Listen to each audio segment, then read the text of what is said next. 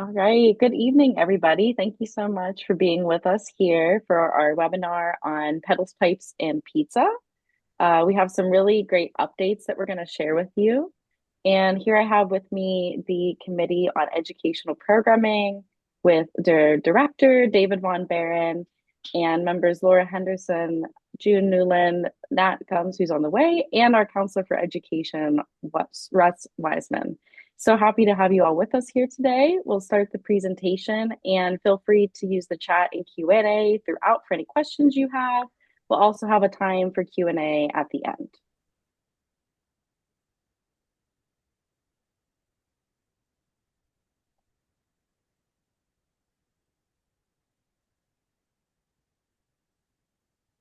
Well, hello, everyone. It's a joy to have this opportunity to present about the new and improved and updated pedals, pipes, and pizza webinar.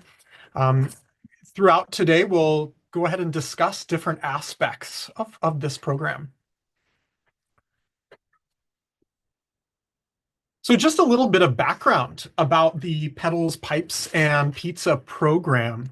In the early 2000s, the American Guild of Organists Committee on the New Organist devised the Pedals, Pipes, and Pizza program. PPP is a low-cost partial day program designed to give children and youth an introduction to the pipe organ and its music in a fun, age-appropriate setting. Since its inception, multiple AGO chapters, churches, and schools have sponsored PPP programs, and the AGO estimates its to-date participation rate to be over 5,500 youth. The Committee on Educational Programming has updated and revised all of the PPP materials, which were nearly 20 years old and out of date. So today our committee will discuss the press kit and resources, including the new flyer, logo, and certificate, a new handbook, and a new video, which includes an overview of Spark Notes of the script, cameos, and a question and answer at the end. So we will invite attendees to ask questions in the chat box, and our committee will answer them during the Q&A session at the end of this webinar. So we'll go ahead and turn to the press kit and resources. So as we mentioned, there is a new updated press kit, and this includes a new logo, a new flyer, and then also certificates. We'll go ahead and take a look at some of these.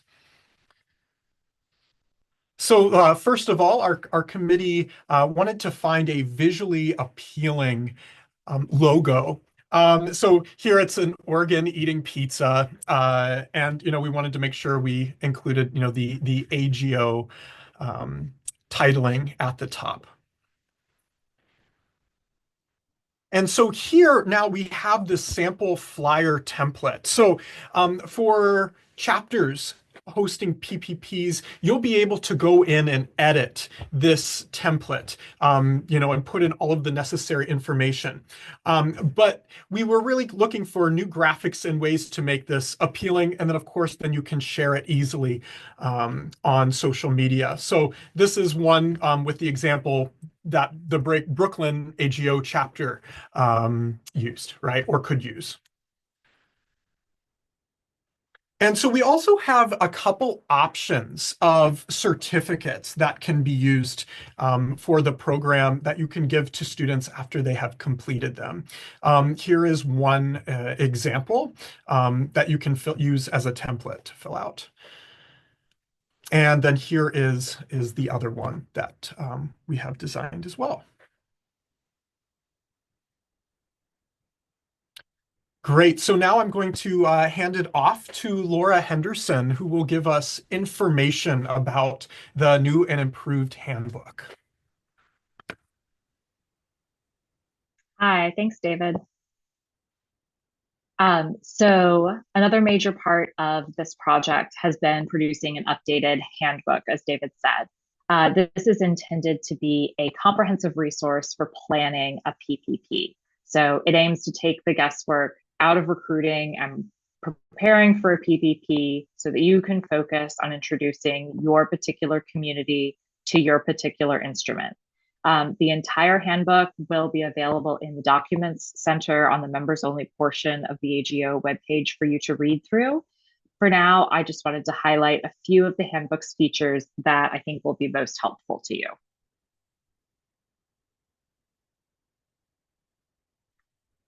So first, let's take a look at the planning guides in this handbook.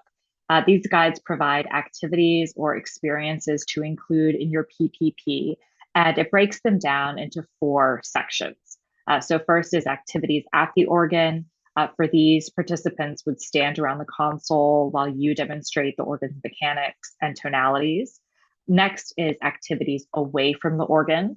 So these would take place away from the console and can be helpful for exploring other organs or elements of your organ that just aren't easily visible. Third, food and drink, pretty self-explanatory, but the handbook reminds us here to use this time as a time for building relationships with the participants. So it's a great time to talk about how you got started playing organ or the impact that playing organ has made in your life. And then the final section provides ideas for handouts and souvenirs that participants can take with them. So we're hoping that with these ideas, you can create your own PPP schedule that makes sense for your circumstances. All right, and then here we have a sample itinerary. So building off of these guides, the handbook also includes kind of a sample itinerary or almost lesson plan as an example of one way to structure the time of a PPP. So I wanted to highlight that here and kind of talk through it. After a short time to sign in, welcome participants, do a quick icebreaker activity, get folks talking. The schedule shows about an hour for organ demonstrations, about an hour for lunch and building connections, and about an hour of open console time for the participants to be able to sit at the console themselves and maybe play through something or just experience what that's like.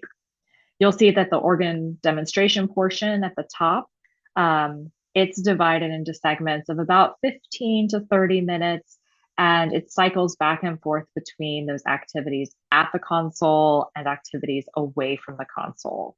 This variety can help keep listeners engaged and curious.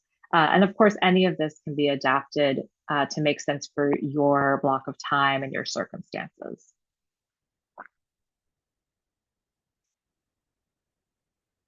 A second piece of the handbook that I think is important to highlight here is recommendations for recruitment and retention. So how do you get people to come to a PPP?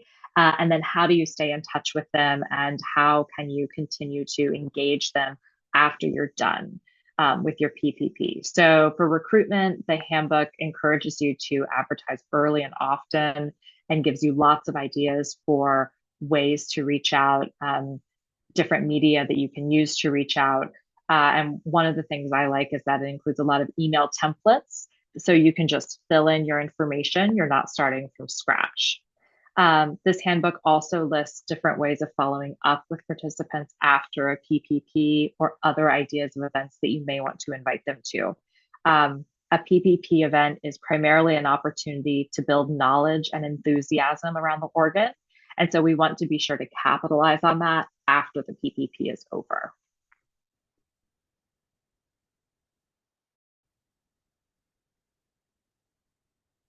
And then lastly, the handbook points out some logistical considerations that are helpful in planning your PPP. So some of those are underscoring, let's see, things like name tags or different sources of funding for being able to provide a PPP.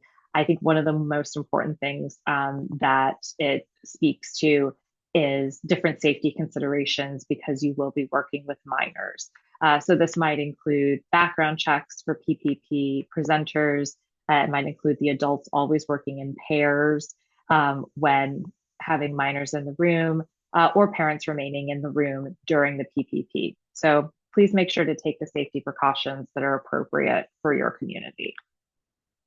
And now June will tell us about the updated video. On Sunday, June 9, the members of the American Guild of Organists Educational Program Committee gathered in New Haven, Connecticut. The project that we have been putting our heads together since September 2022. We could not have been more excited to record this special video project at our alma mater. We have chosen two very different organs for this video. You are seeing a posse organ at the Institute of Sacred Music Studio, two manual mechanical action organ, and the E.M. Skinner organ at Woolsey Hall with the 200 ranks. We spent the morning of our recording at the studio with the posse organ. Our videographer, Andrew Furman, joined us. He is also an organist and an active member of the AGO Austin chapter. Did you know that city of New Haven was also known as the capital of pizza? As we were about to play a 100-year-old organ, we had to treat ourselves to some of the most iconic slices from a 100-year-old pizzeria, Frank Pepe. After we nourished ourselves, we moved on to Woolsey Hall. What can be more thrilling than sitting on the bench of an E.M. Skinner? Here we spent our afternoon being impressed yet again by the massive blowers and exquisite sounding Skinner organ. We were truly lucky to have Andrew's calm composure to get the best out of our four amateur actors. Now David is going to talk about the spark notes of the script. Thank you. Thanks so much, June. So the script highlights important components of pipe organs. So we discuss the difference between the piano and the organ, from differences in touch to the number of keyboards and the addition of a pedal board on an organ. We talk about the aspect of using one's feet to play the pedal board. There's a discussion surrounding families of stops, how they work, and also how they can be combined. Sol speaks with us about how pipes are made and the different parts of a pipe.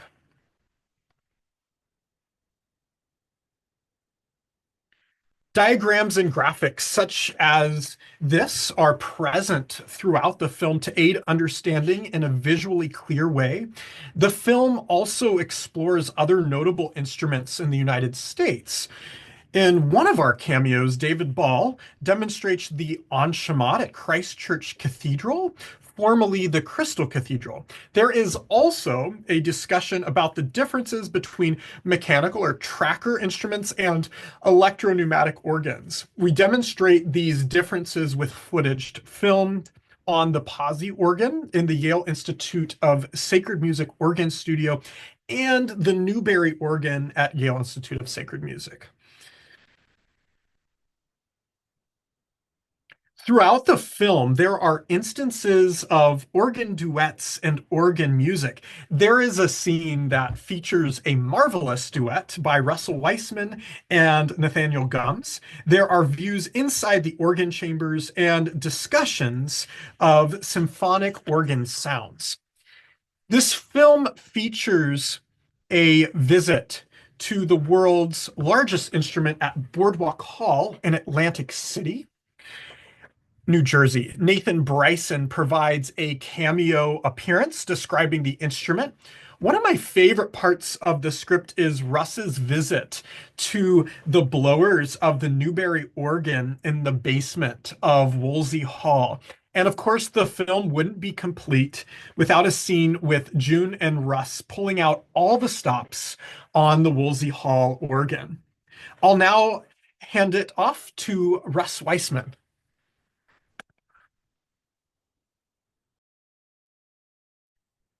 Thanks, David. Yeah, we were happy to have a bunch of cameo appearances here to represent a great diversity of organists, but also of organs. David mentioned a few, but Monica Burney, representing a digital organ from a church here in Washington, D.C. Zach Frame, a wonderful theater organist in the Midwest. Sol Rosado, who was an organ builder, and they represented lots of different organ pipes and different methods of organ construction. David Ball from Christ Cathedral in Garden Grove, California, formerly the Crystal Cathedral, displaying the many different trumpet enchantments there. And then, of course, Nathan Bryson, our colleague in Atlantic City, demonstrating several things about the great Boardwalk Hall organ, including those very impressive reads on 100 inches of wind. We hope that adding these cameo appearances in there offer Pedals, Pipes, and Pizza participants a taste of what else is out there in terms of organs, how they're used, and how they're built, because sometimes the organ that the Pedals, Pipes, and Pizza program on might be limited, and so this really enlarges the scope of the instrument, hopefully excites some more young people to study organ after this 1 hour or half-day program.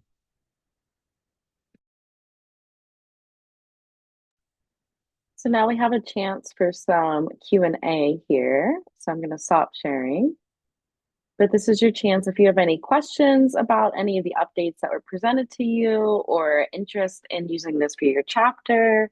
Feel free to put anything in the Q&A chat or into the chat itself. We'd be happy to answer any of those questions now.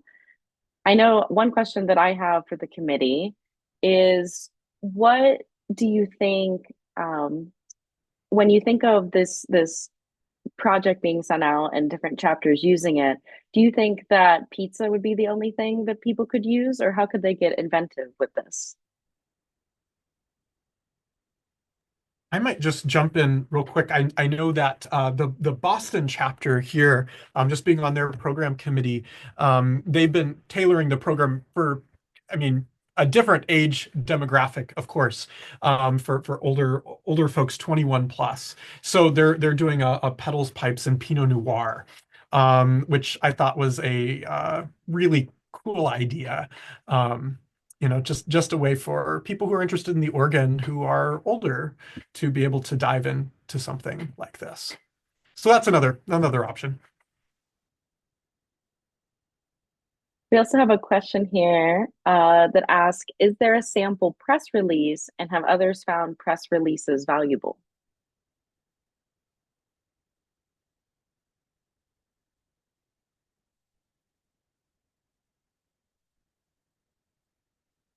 Well, I know in the new handbook that'll be sent out that there will be a template flyer as well as different suggestions for how to promote on social media. I definitely think that having press releases of different kinds and having a kind of a plan with it about when you are going to release different information can be really helpful. It also, I think, takes the burden off when the time comes because you've been putting this information out for weeks. And I always say, if you have to say it one way, say it 3 ways. That way, you're more likely to get it across to somebody. Also, when people see reminders, they're more likely to participate in it. And I think also when you kind of strategize what kind of press release you want in terms of social media and like who your audience is, that can also be really helpful because that gives you enough time if you want to reach out to schools, if you want to reach out to teachers, if you want to reach out to other groups. It just kind of gives you that breath and room to do so without feeling so much of a time crunch. Does anybody else have any thoughts on that? Yeah, Michelle, I was just pulling up the handbook here, and this is like my most recent version that I had done some edits on. So the very, very final one may have a couple of tweaks, but what I've got here is there is a press release sample in the form of an email. So this would be something that'd be helpful for like community newspapers, church bulletins, that sort of thing. Social media release sample, and then, yeah, several messages that would go to parents. One that I think is interesting is there's one to a piano teacher, and some language is included in there about the desire to introduce the organ to students without trying to diminish their interest in piano at all, right? Being able to continue their interest in piano while also engaging with the organ. So yeah, lots of different resources here. I just want to add that the last handbook was drafted before the advent of social media. So a huge catalyst for our reasoning to update everything was just because of social media, the presence and the ability to advertise and garner participants from social media outreach as well. Great. All right, we have another question. Robin writes, wow, what a fantastic effort. Thank you. I'm planning to do a PPP event next March at my church.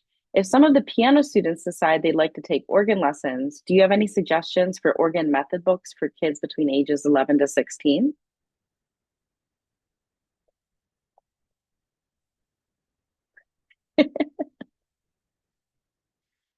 It's funny you asked that. We were actually just discussing some of these things today.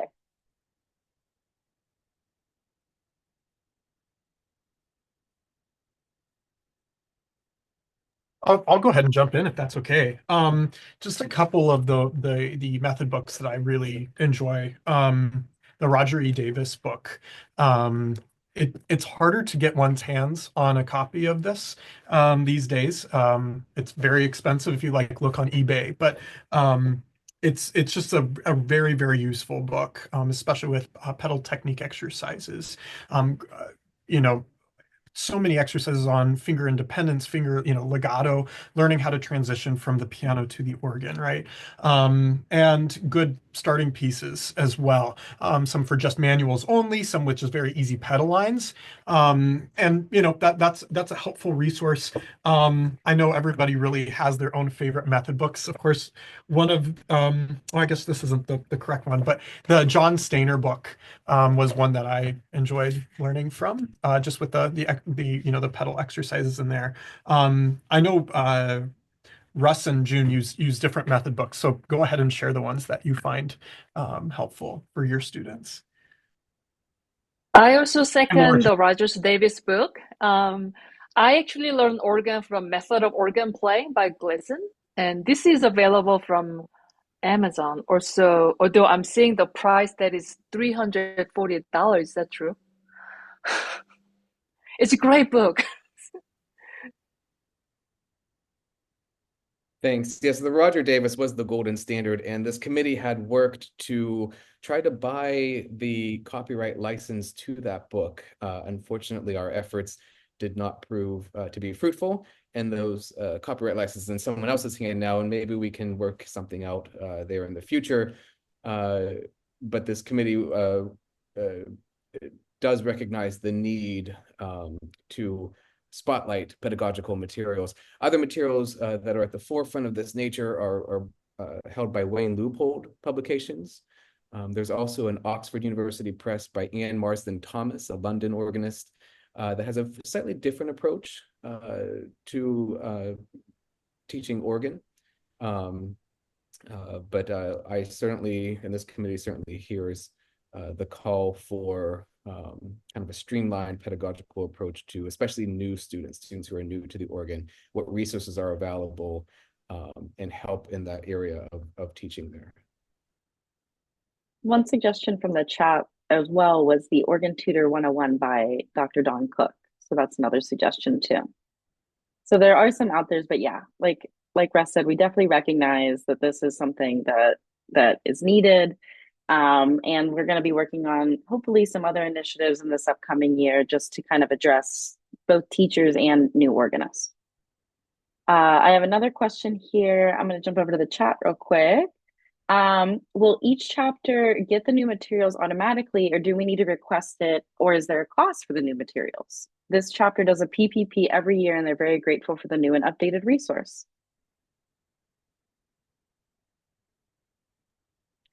I'll take that one. So the materials will live only online, but not accessible by the general public. So they're available only to AGO members. So meaning that the video will not be available on YouTube. The video link will be sent to anyone who requests it as an AGO member, as well as the handbook and all other supplemental materials. But if you are an AGO member, it is free for use to you, for you and your chapter. So, and there was also a question here about when the new handbook will be available on the AGO website soon. It's in its final draft right now. We hope to have that posted in the next couple weeks. Once I do, I will be sending out an email. It'll also be announced in our newsletter for you to check that out and click away and come up with some great ideas for you and your chapter to do together. I also have another question here. If a chapter wishes to host a traditional PPP, what's the best way to identify students? Should a chapter work with the school's administration or approach its new music teachers directly?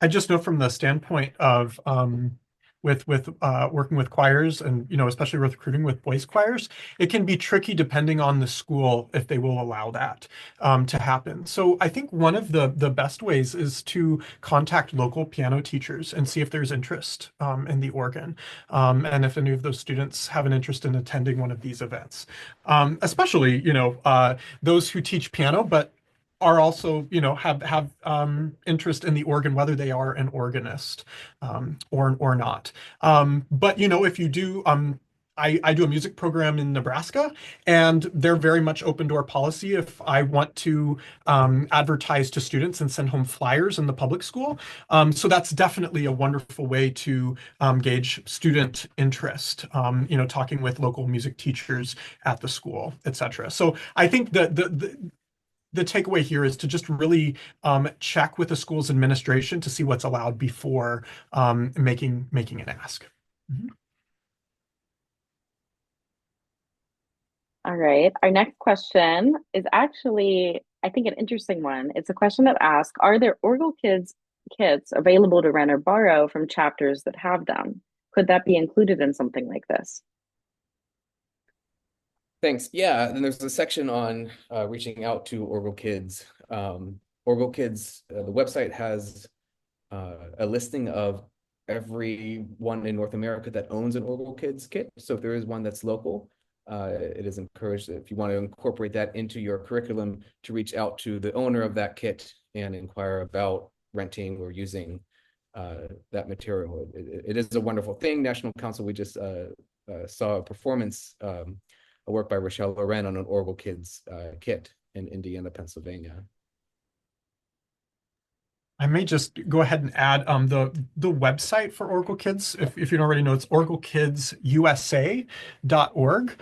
And I've rented an Orgle Kids kit to use for a summer music program, and was able to get it like very, very discounted.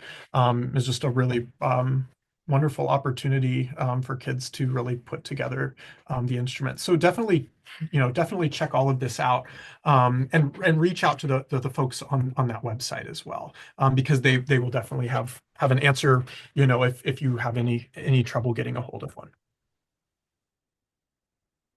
Great. We also had another just suggestion of another book, which was the Fleur Peters organ book. That can be another great suggestion as well. And one other question was, will the new video be available through the AGO, which we kind of talked a little bit about before, but it'll be like the materials, you'll only be able to access it as a member, but you will be able to find that available through the AGO. And again, that should be getting posted in the coming weeks. We just want to make sure that all the final touches are on there before we put it up on our website. Any other questions from anybody?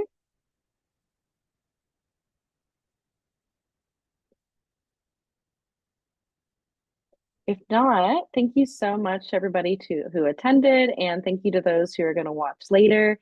And special thanks to our educational programming committee and Russ and David and June and Laura and Nat, and just all the work that you've done for this. I have seen the video, and I will share that, this, before I came into this position, this was something that was already going on, and watching that video was so fun and enlightening and just amazing. And I'm very excited for this to be shared with you all. So thank you all so much for coming tonight, and have a wonderful night.